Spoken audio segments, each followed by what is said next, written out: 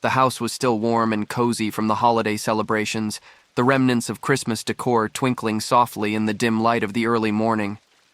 I had thought the DNA kit was a clever gift, a nod to Angelina's burgeoning interest in history and genealogy, something we could bond over. It seemed like harmless fun. It wasn't until several weeks later, sipping coffee at the kitchen table while browsing through emails, that I found the results in my inbox. "Discover your past," the subject line teased. A past that was about to turn my present upside down. "Angelina, have you seen this yet?" I called out as she entered, her eyes sleepy and hair tousled from sleep. "No, what's up, Dad?" she mumbled, reaching for a cup from the cupboard. I slid my tablet across the table to her. "Your results are in. Let's see where you come from, huh?" We pored over the digital maps and percentages together, a mosaic of her heritage laid out in vibrant colors and neat percentages, but a nagging anomaly caught my eye. "That's odd," I muttered, noting that the connections to supposed relatives didn't include my side of the family.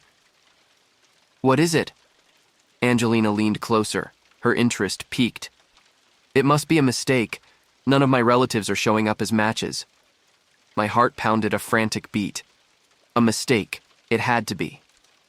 Mistakes happen, right? She tried to laugh it off, but her voice wavered.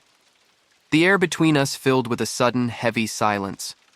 I spent the next few days in a haze, reaching out to the company for clarifications, hoping for an error. "There must be some mix-up with the samples," I insisted over the phone, the representative responding with apologetic nonchalance. "I assure you, sir, mix-ups are extremely rare. We handle each case with the utmost precision." The voice on the other end was too calm, too detached. The seed of doubt planted by the DNA results grew roots that writhed and twisted through my thoughts. I needed answers. Answers only Amelie could give. That evening, as the winter sun dipped below the horizon, casting long shadows through our living room, I faced my wife. "Amelie, we need to talk about Angelina's DNA results." My voice was steady, belying the turmoil inside. She paused, her face unreadable for a moment before settling into a chair, her hands clasped tightly in her lap. "What about them?" Her attempt at nonchalance did nothing to mask the tremor in her voice. "They don't make sense," I said, holding her gaze. "Angelina, she might not be mine." Amelie looked away, a tear escaping down her cheek. "Tyler, No," I interrupted, the weight of the moment pressing down on me. "Just tell me, is Tony Anderson her father?" The room spun as she nodded, barely perceptible, a confirmation that shattered the stillness. "Yes." The foundation of our 30-year marriage trembled under the weight of her whispered confession. In that instant, the life I knew, the life we had built, seemed nothing more than a fragile facade. The days following Amelie's confession were a blur of stifled conversations and awkward silences. I moved through the motions of daily life, but my mind was elsewhere, trapped in a loop of betrayal and disbelief. It wasn't until the weekend that I decided to confront the truth directly, starting with Angelina. It was a cold, crisp Saturday morning. Angelina was home from college for the weekend, a visit I had looked forward to with typical fatherly enthusiasm, now overshadowed by the revelation. I invited her for a walk, needing the openness of the outdoors to buffer the conversation that I dreaded. "Dad, is everything okay?" Angelina asked as we strolled down the frost-laden path of our local park, her breath misting in the chilly air. I took a moment, gathering the words. "Angelina, we need to talk about something important," I began, my voice steady despite the turmoil inside. She stopped and turned towards me, her expression a mix of concern and curiosity. "What's up?" "It's about the DNA test results." My words trailed off as I saw her face fall, the impact of my tone registering. Angelina's eyes widened, a flicker of understanding crossing her features. "What about them?" I paused, the next words feeling like the heaviest I'd ever spoken. "They suggest that I might not be your biological father," There was a palpable silence as she processed the information, her face pale under the winter sun. What? How? Are you sure? Her voice was barely a whisper, her usual composure slipping. Yes, I talked to the company, and they confirmed the results are accurate. I watched her closely, my heart breaking at the confusion and hurt that clouded her expression. Angelina took a deep breath, her hands trembling slightly. Mom knows, doesn't she? It was more a statement than a question, her intuition connecting the dots that had dreadfully aligned. Yes, she does. And there's more. Tony Anderson is your biological father. The words hung between us, stark and irrevocable. She staggered slightly, as if the words had physically struck her. Tony? Mom's boss, Tony? Her voice rose with incredulity and anger. Why didn't she tell me? Why didn't you? I only found out recently, just like you, I explained softly, reaching out to offer a steadying arm which she hesitantly accepted. How could she do this to us? Angelina's voice cracked, the betrayal by her mother cutting deep. I've been asking myself the same question. We resumed walking, our steps slow and heavy with the weight of our shared heartache. We found a bench nearby and sat in silence for a few moments, both lost in our own thoughts. Finally, Angelina looked up at me, her eyes red but resolute. What are we going to do now, Dad? I squeezed her hand, affirming the bond that no test could alter. We'll figure this out together. But no matter what, I'm your dad. That hasn't changed for me. Angelina nodded, leaning her head on my shoulder. I know, Dad. I just need some time to think about all of this. The conversation marked a turning point, a moment of painful honesty and mutual support that would define the new boundaries of our relationship. As we walked back home, the winter air felt a bit less biting, our steps a bit more determined. The path forward was uncertain, but one thing was clear. We would navigate it together. The revelation of Amelie's affair and the true paternity of Angelina gnawed at me, demanding answers. I found myself sitting in my study late into the night, poring over old photos and documents, trying to piece together the timeline of events that had led to this betrayal. It was a quiet evening when I decided to delve deeper. I started by reviewing our old calendars, diaries, and even some work-related documents that might hold clues. I needed to understand how this affair had unfolded right under my nose. Amelie, can we talk? I called out from my study, feeling the weight of the task ahead. Amelie appeared at the doorway, her eyes weary and her posture tense. What is it, Tyler? I motioned for her to sit. I need you to help me understand how all of this happened. When did it start? How did it last so long without me knowing? She sighed deeply, taking a seat across from me. It started about a year after Katie was born. Tony and I were working late on a big case. One night, it just happened. I felt a surge of anger and pain, but forced myself to remain calm. So, it wasn't just a one-time thing? No, she admitted, looking down at her hands. It went on for about 3 years. We tried to end it multiple times, but it was complicated. He was my boss, and we had this intense connection. I took a deep breath, trying to process the timeline. So, when exactly did it end? And why did it end? It ended when Tony decided to move up the judicial ladder. He knew that any scandal could ruin his chances, so we agreed to stop. We thought it was over, but then Marissa was born. Her voice trailed off, filled with regret. I nodded slowly, absorbing her words. And you never thought to tell me? Not even when you found out about Angelina? I was terrified, Tyler. I knew it would destroy everything. I thought I could just keep it buried, that it wouldn't come to light, she said, tears welling up in her eyes. But it did come to light, Amelie. And now our family is in pieces, I replied, my voice breaking.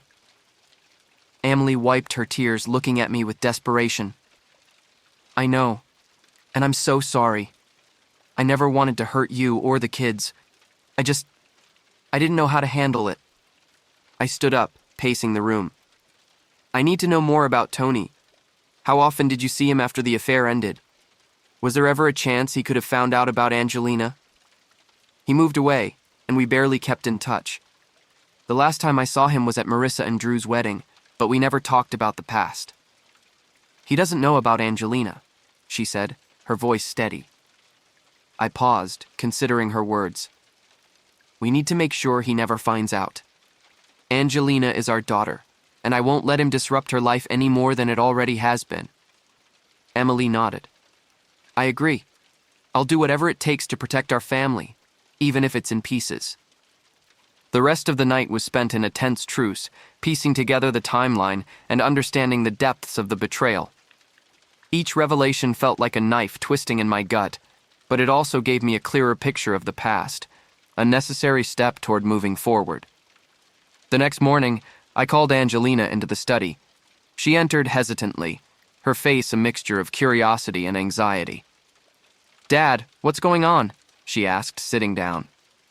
I've been talking to your mother, trying to understand everything that happened. It's important for us to have the full picture, I explained, trying to sound composed. Angelina nodded. I appreciate that. It's been hard to wrap my head around all of this. I know, sweetie, but we're going to get through this. We need to stay strong and support each other, I said, reaching out to hold her hand. Do you think things will ever go back to normal? She asked, her voice trembling. Normal might look different from now on, but we'll find a new way forward. As long as we have each other, we'll be okay, I reassured her, squeezing her hand gently. As Angelina left the study, I felt a renewed sense of purpose. The road ahead was uncertain and fraught with challenges, but I was determined to piece together the past, protect my family, and find a way to heal. The house felt colder, more silent than ever before. The truth of Amelie's betrayal hung in the air, an invisible barrier separating us. I couldn't look at her without seeing the past, each glance a reminder of the trust shattered, each word a struggle to maintain civility. I knew I had to confront this head-on, but the weight of it all felt unbearable. One evening, after another day spent in strained silence, I called Amelie into the living room. We sat opposite each other, the coffee table a symbolic gulf between us. The dim light from the lamp cast long shadows, adding to the somber mood. Amelie, we can't keep going like this, I began, my voice heavy with emotion. We need to talk about what happens next. She nodded, her eyes filled with a mixture of guilt and sorrow. I know, Tyler. I've been thinking about it too. I took a deep breath, gathering my thoughts. I need to understand why you did it. Why you stayed with me while having feelings for someone else. Amelie looked down, her hands twisting nervously in her lap. Tyler, I was young and confused. Tony and I connected on a level I hadn't experienced before. But I never stopped loving you. I made a terrible mistake, and I've regretted it every day since. Regret doesn't change what happened, I replied, trying to keep my voice steady. You lied to me for over 2 decades. You let me believe a lie about our family. I know, she whispered, tears streaming down her face. I was scared. I didn't want to lose you or the life we built together. But you did lose me, Amelie. Maybe not physically, but emotionally. You lost me the moment you chose to be with Tony, I said, feeling the raw pain of betrayal. She reached across the table, her hand trembling. Tyler, please. I want to make this right. I want to fight for us, for our family. I stared at her hand, feeling a mix of anger and sadness. I don't know if we can be fixed. I don't know if I can ever trust you again. Amelie withdrew her hand, looking defeated. I understand, but I'm willing to do whatever it takes to try. The days that followed were a blur of emotions. I sought solace in my work, treating it as a refuge from the chaos at home. But even there, I couldn't escape the nagging thoughts of betrayal. I found myself staying late at the office, avoiding the inevitable confrontation at home. One evening, as I was leaving the office, my colleague and friend Mark approached me. Hey, Tyler, you've been looking pretty down lately. Everything okay? I hesitated, debating whether to share my burden, but I needed to talk to someone. It's... it's Amelie. I found out she's been hiding something from me for years. Something big. Mark looked concerned. Do you want to talk about it? Sometimes it helps to get things off your chest. I nodded, and we walked to a nearby cafe. Over cups of coffee, I recounted the whole story, from the DNA test to the confession. Mark listened intently, his expression sympathetic. Man, that's tough, he said after I finished. I can't imagine what you're going through, but you're one of the strongest guys I know. If anyone can get through this, it's you. Thanks, Mark, I replied, feeling a bit lighter for having shared my burden. I just don't know what to do. Part of me wants to fight for my family, but another part feels like it's over. Take your time, he advised. You don't have to make any decisions right away. Focus on what feels right for you. That night, I returned home with a clearer mind. I found Amelie sitting in the living room, a book in her lap, but her eyes distant. She looked up as I entered, her expression hopeful. Tyler, can we talk? She asked softly. I nodded and sat down across from her. I've been thinking a lot about us, about everything. I talked to Mark today, and he helped me see things a bit more clearly. Amelie looked relieved. What did you decide? I haven't decided anything yet, I admitted. But I think we need to take things one step at a time. We need to rebuild trust if that's even possible. And it will take time. She nodded, tears welling up again. I'm willing to do whatever it takes, Tyler. I just want a chance to make things right. We'll see, I replied, my tone cautious but not without hope. For now, let's focus on being honest with each other. No more secrets. Amelie agreed, and we spent the rest of the evening talking, really talking, for the first time in weeks. It was a small step, but a necessary one, towards finding a way forward in the aftermath of her confession. The road ahead was uncertain, but for the first time there was a glimmer of hope that we might navigate it together. The conversations with Amelie were a start, but they were just that, a start. Each day brought its own challenges, and despite our attempts to communicate, the chasm between us seemed insurmountable. I found myself grappling with the decision of whether to stay or to leave, the weight of it pressing down on me. One evening, after another strained dinner, I retreated to my study. The walls, lined with books and mementos from our life together, seemed to close in on me. I needed clarity, a sense of direction. I decided to call someone who had always been a source of wisdom for me, my old friend and mentor, David. David picked up after a few rings, his familiar, steady voice immediately comforting. Tyler, it's been a while. How are you holding up? I sighed, feeling a wave of emotion. Not great, David. I need some advice. I'm at a crossroads and don't know which way to turn. Tell me what's going on, David replied, his tone gentle but firm. I recounted the story, from the DNA test to Amelie's confession and the subsequent attempts at reconciliation. David listened without interruption, his silence a testament to his understanding and patience. When I finished, there was a long pause before he spoke. Tyler, you've been through an incredible betrayal. It's natural to feel lost and unsure of what to do. The first thing you need to understand is that whatever decision you make, it has to be right for you. I know, but it's not just about me, I argued. It's about Angelina, Katie, and Barry. It's about the family. Of course it is, David agreed, but you can't pour from an empty cup. If you're not okay, you can't be there for them in the way they need. You need to take care of yourself first. I nodded, even though he couldn't see me. But how do I know what's right? How do I make a decision that feels impossible? David's voice was calm and reassuring. Take a step back. Look at what you need to feel whole again. Sometimes staying and working through the pain is the right choice. Other times, stepping away is what you need to heal.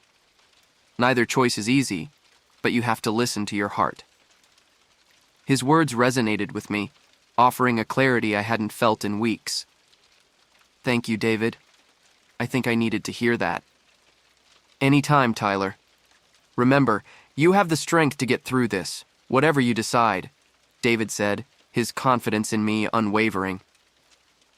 The next morning, I woke up with a renewed sense of purpose. I decided to take a day off from work to clear my head and think things through.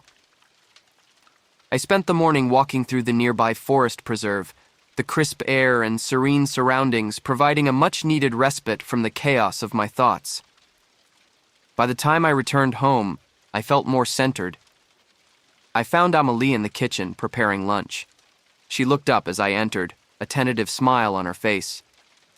"Hey, how was your walk?" "It was good. Gave me a lot to think about," I replied, taking a seat at the table. "Tyler, I've been thinking too," she began, her voice trembling slightly. "I know I've hurt you deeply, and I can't change the past. But I want to do everything I can to make things right. I want to fight for our family." I looked at her, seeing the sincerity and desperation in her eyes. "Amélie, I appreciate that, but I need to be honest with you. I don't know if I can ever truly move past this. The trust we had, it's gone." Tears welled up in her eyes, but she nodded. "I understand. And if you decide that you can't stay, I'll respect that. But I want you to know that I love you, and I always will." I reached across the table, taking her hand in mine. "I love you too, Amélie. But sometimes love isn't enough to fix what's broken. I need to take some time to figure out what's best for me, for us, and for the kids." She squeezed my hand, tears falling freely now. "Take all the time you need, Tyler. I'll be here, no matter what you decide." That evening, I called a family meeting. Katie and Barry, who were home for the weekend, joined us in the living room. Angelina, who had been quieter than usual since the revelation, sat next to me. "I've asked you all here because we need to talk about what's been going on," I began, feeling the weight of their expectant gazes. "You all know about the DNA test and what it revealed. Your mother and I have been trying to work through it, but it's been incredibly difficult." Katie, always the most outspoken of the three, spoke up. "Dad, whatever you decide, we support you. We just want you to be happy." Barry nodded in agreement. "Yeah, we love you both. We just want what's best for you." Angelina, who had been silent until now, looked at me with tear-filled eyes. "Dad, I just want us to be a family. But if that can't happen, I understand." I took a deep breath, feeling a sense of calm. "Thank you. Your support means everything to me. I'm going to take some time to think about what's next. But I want you all to know that no matter what happens, we'll always be a family. We'll get through this together." As the meeting ended, I felt a sense of peace I hadn't felt in weeks. The decision was still looming, but I knew I had the support of my children, and that gave me the strength to face whatever came next. The following days were spent in quiet reflection. I reached out to a therapist, seeking professional guidance to help navigate my emotions and the complex decision ahead. Each session brought new insights, helping me understand my feelings and the potential paths forward. One evening, after a particularly enlightening session, I sat down with Amélie. "I've made a decision," I began, my voice steady. She looked at me, her eyes wide with anticipation. "What is it, Tyler?" "I've decided to file for divorce," I said, feeling a mixture of relief and sorrow. "It's not an easy decision, but I believe it's the right one for both of us." Amélie nodded, tears streaming down her face. "I understand. I want you to be happy, Tyler, and if this is what it takes, then I support you." We spent the next few weeks navigating the logistics of separation. We agreed to be amicable for the sake of the children, who continued to show incredible strength and maturity through the ordeal. As the paperwork was finalized and the reality of our new lives set in, I felt a sense of closure. The decision for change was difficult, but it was necessary. It marked the beginning of a new chapter, one filled with uncertainty, but also with hope for healing and new beginnings. The decision to divorce had brought some clarity, but it also left a host of unresolved emotions and unanswered questions. One significant piece of unfinished business was Tony Anderson. I needed to confront the man who had unknowingly played a pivotal role in dismantling my life. I had avoided this confrontation for too long, and it was time to face it head-on. I called Tony's office to arrange a meeting, requesting a personal and private conversation. To my surprise, he agreed without hesitation, suggesting we meet at his home the following Saturday. The drive to his house was a tense one, my mind racing with thoughts of what I would say and how I would handle the confrontation. Tony greeted me at the door with a firm handshake, his demeanor calm and composed. "Tyler, come in. Please make yourself comfortable," he said, gesturing towards a well-appointed living room. I took a seat, feeling the weight of the moment pressing down on me. Tony sat opposite me, his expression serious but courteous. "Thank you for agreeing to meet with me, Tony. This isn't an easy conversation for me." "I understand, Tyler. I appreciate your willingness to talk. Let's get right to it," Tony replied, his tone measured and respectful. I took a deep breath, steadying myself. "Tony, I recently discovered that Angelina is your biological daughter. This revelation has turned my life upside down, and I need to understand your side of the story." Tony's eyes widened in shock, genuine surprise etched across his face. "I had no idea, Tyler. I swear to you, I never knew. If I had known, things might have been different." "How could you not know?" I demanded, my voice rising with anger. "You had an affair with my wife for 3 years. Did you never consider the possibility?" Tony shook his head, his expression pained. "We never thought it would go that far. Emily and I, we were reckless and selfish, but I promise you, Tyler, I never knew about Angelina." I leaned back, absorbing his words. "So what happens now? Angelina is my daughter, regardless of biology. I need to know that you won't try to disrupt her life."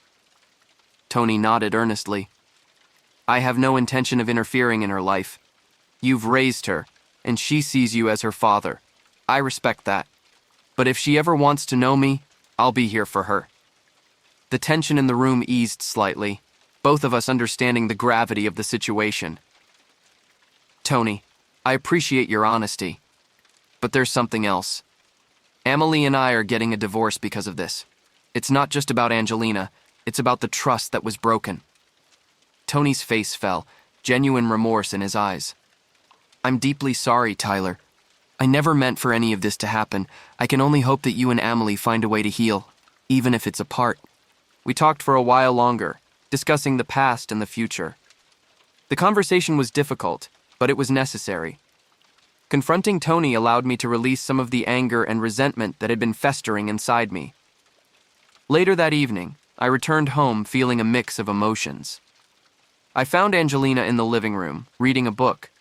She looked up as I entered, a tentative smile on her face. "Hey, Dad, how did it go?"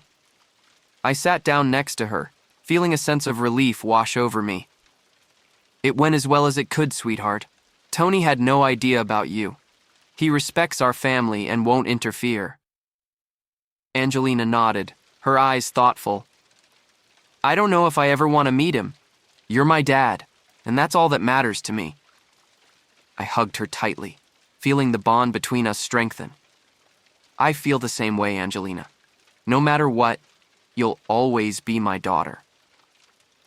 In the following weeks, I focused on rebuilding my life.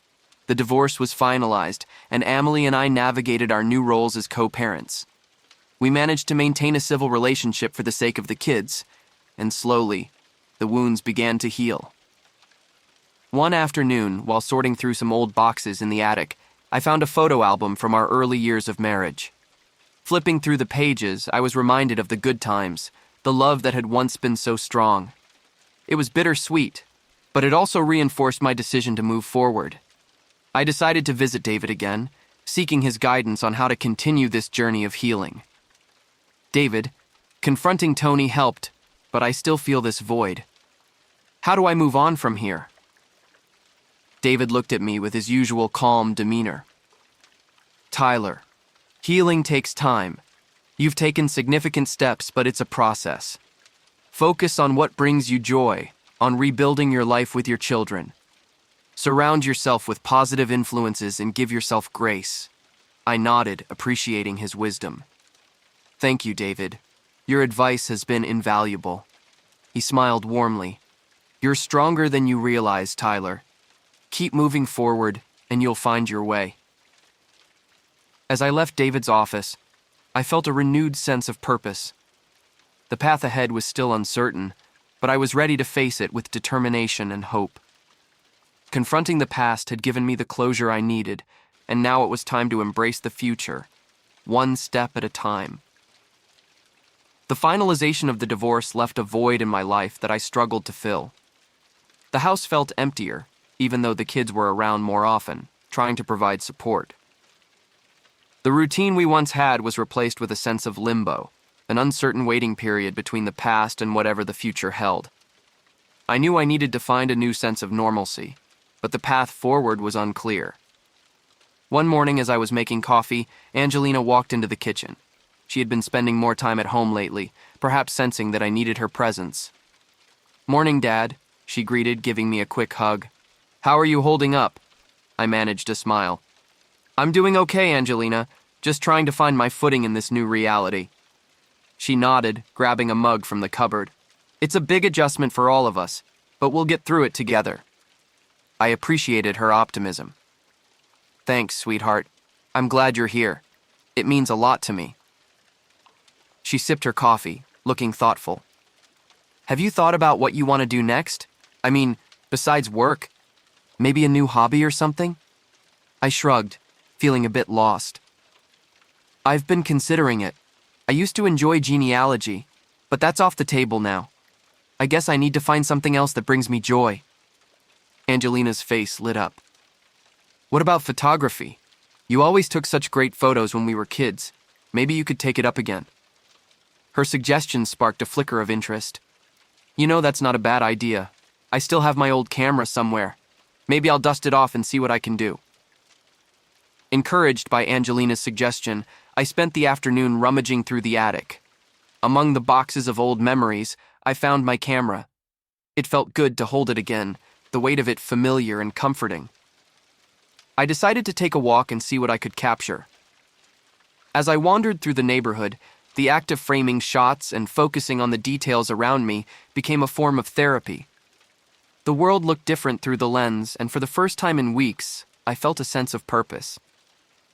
That evening, Katie and Barry came over for dinner. We gathered around the table, the atmosphere more relaxed than it had been in a while. "How's the photography going, Dad?" Katie asked, passing me the salad bowl. I smiled, feeling a hint of excitement. "I just started today, but it feels good to be doing something creative again. It's helping me clear my mind." Barry nodded. "That's great to hear. We've been worried about you. It's nice to see you finding something that makes you happy." I appreciated their concern and their efforts to keep me engaged. "Thanks, kids. Your support means everything to me. I'm lucky to have you all." We continued our meal, the conversation light and filled with laughter. It was a reminder that even in the midst of uncertainty, there were moments of joy and connection that made life worth living. A few days later, I decided to visit a local photography club. It felt intimidating to step into a new social setting, but I knew I needed to push myself out of my comfort zone. The club met in a small community center, and I was greeted by a friendly woman named Linda. "Welcome, I'm Linda. You must be Tyler. We're always happy to see new faces." I shook her hand, feeling a bit more at ease. "Thanks, Linda. I'm looking forward to learning and meeting fellow photography enthusiasts." As the meeting progressed, I felt a sense of belonging.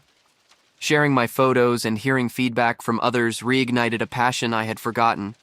It was a small step, but it felt like progress. One evening, after a particularly rewarding club meeting, I found myself at Malone's, my favorite bar. Ronnie, the owner, saw me walk in and waved me over. "Hey, Superman. Long time no see," she greeted with a smile. "What can I get you?" I took a seat at the bar, feeling the familiar comfort of the place. "Just a beer, Ronnie. How's everything?" She handed me the drink, her eyes twinkling with curiosity. "You tell me. You look like you're doing better." I nodded, taking a sip. "Yeah, I'm getting there. Joined a photography club, trying to find my way again." Ronnie leaned on the bar, her expression thoughtful. "You're a resilient guy, Tyler. It's good to see you taking steps forward. Just remember, it's okay to have bad days, too." Her words struck a chord. "Thanks, Ronnie. I appreciate the reminder. It's been a roller coaster, but I'm learning to ride it." We chatted for a while, and for the first time in a long time, I felt a sense of normalcy returning. As I walked home that night, I realized that life in limbo wasn't permanent. It was a phase, a necessary part of the journey toward healing and rebuilding. The next few weeks were filled with small victories. I reconnected with old friends, explored new places with my camera, and even started volunteering at a local community center. Each step brought me closer to a new normal, one where I could find peace and happiness despite the challenges of the past.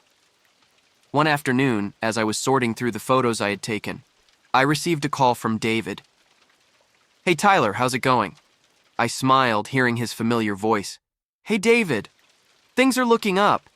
I found some new hobbies and met some great people." "That's fantastic to hear," he replied. "I knew you'd find your way. Just keep moving forward, one step at a time." "I will," I promised. "Thanks for being there for me, David.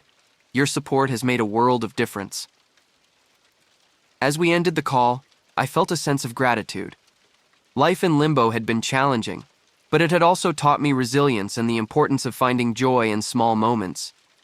With each passing day, I was discovering a new path forward, one filled with hope and possibility.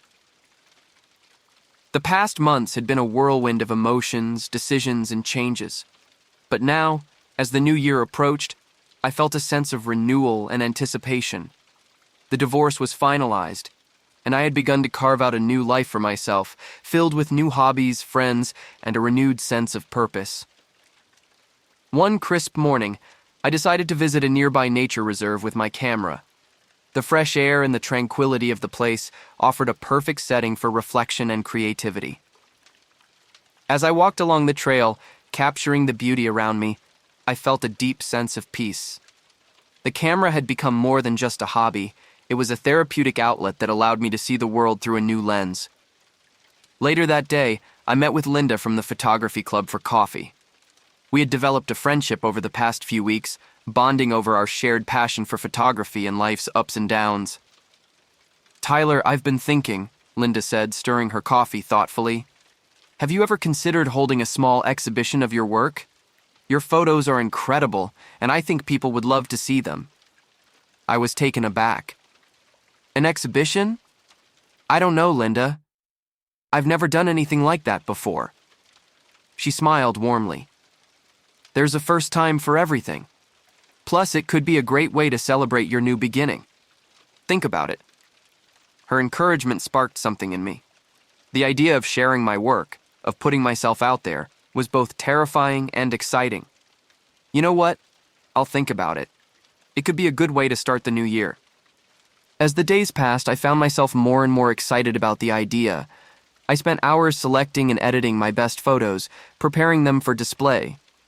The photography club members were incredibly supportive, offering advice and helping me plan the event. Meanwhile, my relationship with the kids continued to strengthen. We spent more time together, creating new traditions and finding joy in each other's company. One evening, while having dinner with Katie, Barry, and Angelina, I brought up the exhibition. "I've decided to hold a small exhibition of my photos," I announced, trying to sound casual. Katie's eyes lit up. "Dad, that's amazing. We'll be there to support you." Barry nodded enthusiastically. "Absolutely. We're so proud of you, Dad. This is a big step." Angelina smiled, squeezing my hand. "I can't wait to see your work on display. You've come so far, Dad." Their support meant the world to me. It was a reminder that no matter what had happened, we were still a family, united by love and mutual respect. The night of the exhibition arrived, and the small gallery was filled with friends, family, and members of the photography club. As I walked around, mingling with guests and discussing my photos, I felt a sense of accomplishment and pride. This event wasn't just about showcasing my work. It was a celebration of my journey, my resilience, and my new beginning. Linda approached me, a proud smile on her face. "Tyler, this is wonderful. Look at all these people who came to support you." I smiled back, feeling a warmth in my heart. "Thank you, Linda. I couldn't have done it without your encouragement." As the evening progressed, I found myself talking to an art critic who had attended the exhibition out of curiosity. He was impressed by my work and suggested that I consider submitting my photos to a local art competition. "Your photos capture emotion and depth," he said, studying one of my favorite shots. "You have a unique perspective that deserves recognition." I was humbled by his praise. "Thank you. I'll definitely consider it." By the end of the night, I was overwhelmed with gratitude. The support from my friends, family, and even strangers was a testament to the power of resilience and the importance of embracing new opportunities. A few weeks later, I received a call from the art competition organizers. My photos had been selected as finalists, and they wanted to feature them in their annual showcase. It was a dream come true, and I couldn't wait to share the news with the kids. We gathered for a celebratory dinner, the atmosphere filled with excitement and pride. "Dad, this is incredible," Katie exclaimed. "You deserve this so much." Barry raised his glass. "To new beginnings and new achievements. We're so proud of you, Dad." Angelina smiled, her eyes shining with happiness. "You've shown us what it means to be strong and to keep moving forward, no matter what." As we toasted to the future, I felt a deep sense of contentment. The journey had been challenging, filled with heartache and uncertainty, but it had also been transformative. I had discovered new passions, built stronger relationships, and found a sense of purpose that I hadn't felt in years. That night, as I sat on the porch, looking up at the stars, I reflected on how far I had come. The pain of the past had shaped me, but it didn't define me. I was ready to embrace the future, with all its possibilities and challenges, knowing that I had the strength to face whatever came my way. Life was full of new beginnings, and this was just the start. With my camera in hand and my heart open to new experiences, I felt ready to take on the world, one step at a time. Thank you for joining us on this emotional journey. If today's story resonated with you, or if you've experienced similar challenges in your relationships, remember you're not alone. We hope this video offers some insight or comfort as you navigate your own path forward. Don't forget to like, subscribe, and share your thoughts in the comments below. We value your perspectives and would love to hear your stories too. Join us next time for another profound exploration of the heart's resilience. Until then, take care and keep seeking your truth.